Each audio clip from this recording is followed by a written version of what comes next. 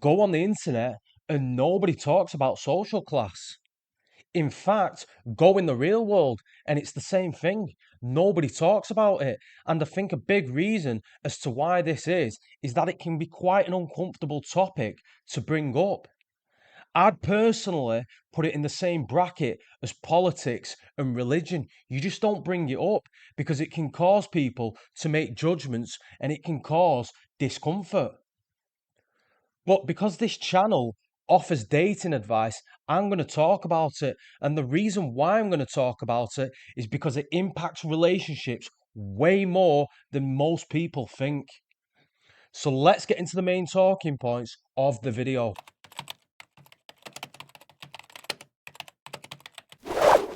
So just for a bit of context for those outside of the UK, I come from a northern town in England and it is predominantly working class. So relationships wise, the women that I've predominantly dealt with are working class women. And to be fair, I've actually been around more middle class women due to work and whatnot. And what I personally found is that on a romantic level, there were nothing there. And a big reason as to why this is values. We just value different things. You see, your class shapes you. It shapes your habits. It shapes your priorities. And it also shapes your values, which I've discussed earlier.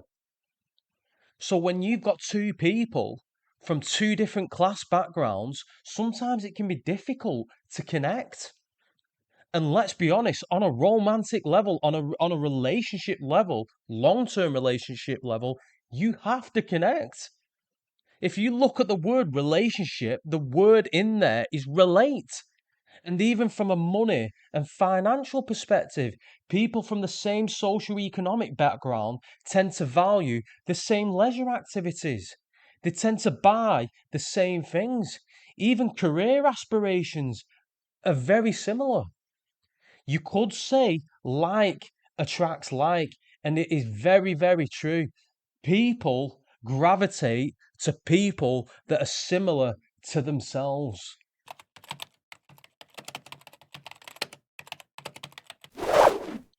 Something that I learned early on in life is that it's not what you know, it's who you know. And social class can impact the sort of people that you get access to. For example purposes, in Britain, a lot of upper middle classes send the kids to private school. And yes, while the education in private school is probably better than the education in public school, it's not the only reason why they're sending the kids to private school. A big reason as to why they're sending the kids to private school is because they know that their kids are going to be around other rich kids. You could say it's a form of networking. So you might be thinking to yourself, well, what the hell has this got to do with dating? It's got a lot to do with dating because if you've got a kid that's gone to private school, the girls in that environment when he was a teenager are all going to be rich girls. It's the same with a working class boy that's gone to school in a working class environment. The girls in that environment are going to be working class. So just by being in a particular school, it impacts your dating choices and your childhood experiences shape you as an adult.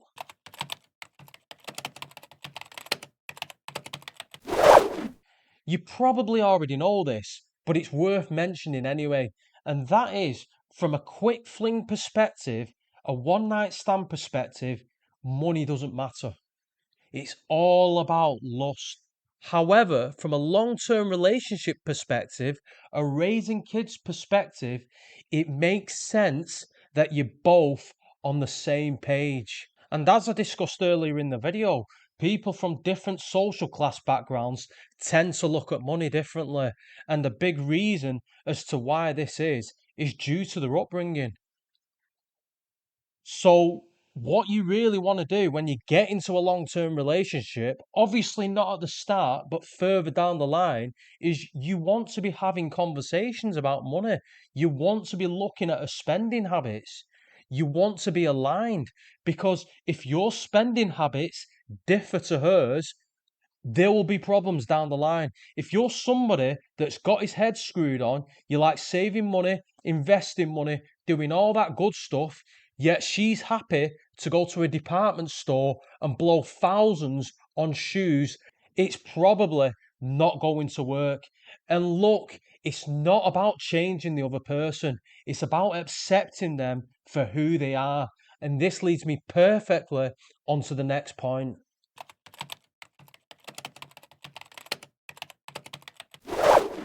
I know myself from being around people from different social classes, and that is the conversations are different. For example, the conversation I have with a girl from, let's say, a council estate, which is the equivalent to the projects in the US, is going to be completely different to the conversations I have with an upper middle class woman. So, relatability plays a role, and this is where education comes in. Because what you'll tend to find is that people from middle class backgrounds tend to be formally educated. They've gone to college, they've gone to university, they've done all that stuff. It's not very often you meet a woman from a council estate in the UK that's degreed up to her eyeballs. I'm not saying it doesn't happen because it does happen, but it's not common. Another problem is cultural gaps. Let's say, for example purposes, you've got a guy from an upper middle class background, and because of the family that he was born into, because his family have got money, he's been able to travel the world from a very, very early age. He's gone to different places. Yet he meets a girl, and she's from a poor background, and she's never left the country. Do you see where problems could arise? They're basically looking at the world completely different. The worldviews are not the same.